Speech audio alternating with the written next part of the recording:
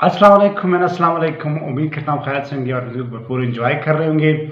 आज की जो ये वीडियो है काफ़ी दिनों के बाद आपसे एज अ लाइव इंट्रोडक्शन हो रहा है और उम्मीद करता हूँ खैर से होंगे और ज़िंदगी भरपूर इंजॉय कर रहे होंगे। जैसे कि आप सबको पता है कि एसबी के प्रोसेस काफ़ी डिले हो चुका है और ज़बरदस्त काम चल रहा था। डिस्प्ले हो रही थी और उसके बाद DRS का काम भी होना था और इस वक्त फाइनलाइज भी हो चुका होता, लेकिन फिर दरमियान में जो है वो जो हमारे CM है सरफराज बख्शी साहब, उन्होंने फिर एक जो है उसमें एक रखना डाल दिया है और उसको फिर जो है कॉम्प्लिकेटेड यानी थोड़ा सा कॉम्प्लिकेटेड कर दिया है। उसको जो आती है कि उन्होंने जो है वो कमेटीज़ बना के, डिविजनल कमेटीज़ बना के जो है वो इंटरव्यूज़ लेने का फैसला किया। यहाँ पे कुछ दोस्त कह रहे हैं कि इंटरव्यूज़ होने चाहिए और इंटरव्यू से जो है वो जो मेरिट पर जो लोग आए हैं वो बाहर आएंगे और जो पैसे ले देने वाले लोग हैं वो पीछे चले जाएंगे। यहाँ पे मैं आपको चीज़ बता दूँ कि जो बंदा पोस्ट के 15 लाख दे सकता है वो इंटरव्यू के लिए भी 3-4-5 लाख या लाख रुपए दे सकता है और उनको जो है वो रस्ते पता है। अगर वो 15 लाख की पोस्ट के तरीके से ले सकता है जान पहचान के साथ, तो इंटरव्यू भी क्लियर सकता है। और आपको पता है हमारे यहाँ इंटरव्यूज किस तरह की होती है, डिपार्टमेंट्स में देखी हुई होंगी कि सिर्फ खाना पूरी करते हैं और काबिल लोगों को फेल करते हैं। Just asking some few questions they decide that who is eligible and who is not eligible, but interview is no solution. Interview की सोल्यूशन नहीं यार, नहीं है। मिसाल के तौर पर मैं आपको एक चीज़ बता दूं, अगर आप जो कैंडिडेट्स कह रहे हैं कि इंटरव्यू होना चाहिए, जो कहते हैं कि हम क्वालिफाइड कैंडिडेट्स है और इंटरव्यू होना चाहिए, देखिए क्वालिफाइड कैंडिडेट्स को मैं कहना चाहता हूँ अगर इंटरव्यू होगा तो इसका मतलब ये है कि आपको कॉन्ट्रैक्ट पे लोग रखेंगे। सबसे पहले आप अगर ने इंटरव्यू उनको अलाउड कर दिया तो इसका मतलब समझे कि आप 18 मंथ्स के कॉन्ट्रैक्ट पे लग गए। कल भी उन्होंने एक तकरीब में बीफ के तकरीब थी, उसकी बिजनेस स्कॉलरशिप की जो डिस्ट्रीब्यूशन की तकरीब, उन्होंने कहा कि हम कॉन्ट्रैक्ट प्योर कॉन्ट्रैक्ट बेसिस पे ले रहे हैं 18 मंथ की, यानी 18 महीने की जो ड्यूरेशन है।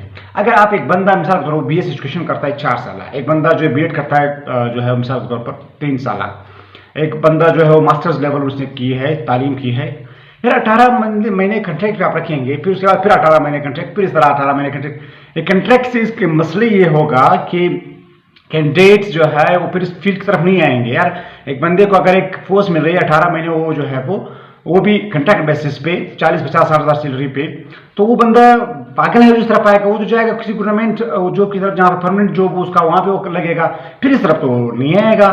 क्यों? उसकी वजूहत ये है कि ये कॉन्ट्रैक्ट बेसिस पे जब होगा तो ये और ज़्यादा हालात जो है वो एजुकेशन की जो बेटरमेंट है वो नहीं होगी। उसकी वजूहत यह है कि जो बंदा इकोनॉमिक जो माशी तौर पर बंदा जो टीचर सर्टिफाइड नहीं होगा तो फिर बच्चों को सीधे किसी नहीं पढ़ाएगा, क्योंकि उसको पता है कि 18 महीने बाद उसकी कॉन्ट्रैक्ट खत्म होने वाला है या स्कूल से उनको निकाल दिया उसने उस पर, तो इस डाउट में वो जो है उस तरीके से प्रॉपर पढ़ाई नहीं करवाएगा। और दूसरी बात यह है कि कॉन्ट्रैक्ट का मसला ये है कि आगे चल के ये बाकी जो स्टूडेंट्स इस वक्त यूनिवर्सिटीज़ में तालीम हासिल कर रहे हैं, अगर वो एजुकेशन फील्ड की आने जाना चाहते हैं या इस हेल्थ की तरफ आना चाहते हैं, तो उसका फिर नुकसान ये होगा कि वो बेचारे जो है वो श्योर के मतलब जैसे आप प्राइवेट इदारे में लगे होते हैं तो आपको पता नहीं कि कब वो आपको निकाल दे, कब आपकी सैलरी इंक्रीज कर ले, कब डिक्रीज कर ले, आपको कुछ पता नहीं होता। तो सेम किस्म यहाँ पे भी होगा। और जो सेहत और तालीम का जो शोबा है वो हमारा अहम शोबा है। अगर तालीम का शोबा जो है वो स्ट्रॉन्ग होगा तो आपका सेहत का शोबा भी स्ट्रॉन्ग होगा। तो ये दो अहम शोबे हैं और यहाँ पे कॉन्ट्रैक्ट की जानिब जाना जो इंतहाई ज़्यादा जो है वो गलती साबित होगी।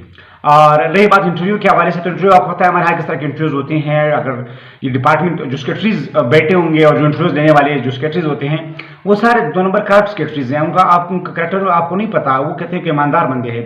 यार मैंने आज तक एक सेक्रेटरी, एक आध सेक्रेटरी तो छोड़ दे वो जो ईमानदार ज़्यादा है, ज़्यादातर सेक्रेटरीज मैंने देखे हैं जो बेईमान है। उसकी वजूहत यह है कि एक सेक्रेटरी की तनख्वाह कितनी होगी, 3 लाख होगी।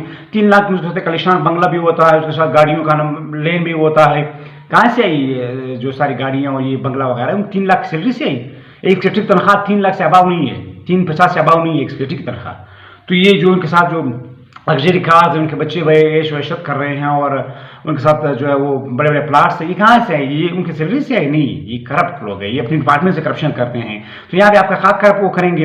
अब एक टीचर को भर्ती कर रहे हो तो 2 साल अपने प्रोसेस में लगा दिए, प्रोसेस के बाद इंटरव्यू लेंगे, इंटरव्यू के बाद उसको सिलेक्शन करेंगे, फिर 18 महीने रखेंगे। ये कहाँ का दिमाग है, कहाँ की ये जो है वो सोच है। तो ये उन तमाम कैंडिडेट्स जो कहते हैं कि इंटरव्यू होना चाहिए, अगर आपने इंटरव्यू पे इनको अलाउड कर दिया तो ये जरूर आप कॉन्ट्रैक्ट पे फिर आपने मतलब आप समझो आपने कॉन्ट्रैक्ट भी अलाउड कर दिया तो फिर आप कॉन्ट्रैक्ट पे भी रहेंगे। अगर आपने इंटरव्यू पे स्टॉप कर दिया तो फिर वो ना कॉन्ट्रैक्ट तरफ जाएंगे ना वो जो है वो आपको परमानेंट रखेंगे। तो ये आज की अपडेट थी।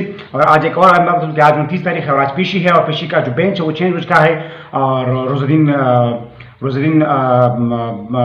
बड़ैच है, और उसके साथ मेरे ख्याल से एक और भी जज है, उसका नाम मैं भूल गया हूँ, लेकिन बेंच चेंज हो चुका है। मलाखिल साहब नहीं है और बेंच चेंज हो चुका है, क्योंकि परसों एक खो चली थी, फिर रात को मैंने अनूर बलूच को ऑफिशियल वेबसाइट से उन्होंने कुछ चीज़ रिपोर्ट की थी कि उस दिन बड़ेस था और एक साथ उसका दूसरा एक सानी पता नहीं इस तरह का कोई और जज था, वो था उनके साथ। तो आज पीछे इस हवाले से और गवर्नमेंट नोटिस तलब किया गया है, और गवर्नमेंट आज अपना जवाब जमा करेगी। उसके बाद अदालत जो आगे का क्या प्रोसेस थी इसके बारे में आपको अव्वल अपडेट करूंगा। मजीद आपके जो भी सवाल होंगे और जो भी क्वेश्चन आप मुझसे जो है कमेंट सेक्शन में पूछ सकते हैं। तब तक अल्लाह हाफ़िज़, bye bye, take care and thank you for giving me precious time.